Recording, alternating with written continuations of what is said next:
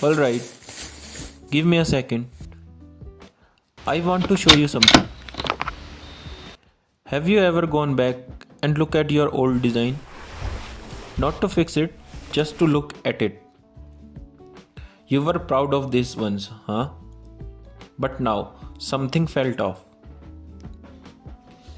This was my college project, a mental health app for Gen Z. On the surface, it looked fine, but something felt off. I follow the process, do research, make UI, make screens. But when I come back it to later, it felt heavy. Gen Z does not open app for instruction.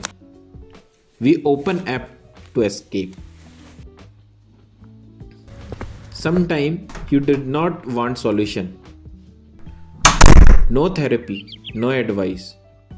Just something that pull you out of the spiral.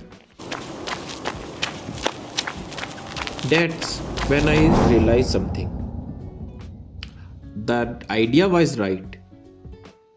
I did not design the wrong solution. I designed the right idea in the wrong way. The interface did not support the intention. And that's what I try to fix it in this series.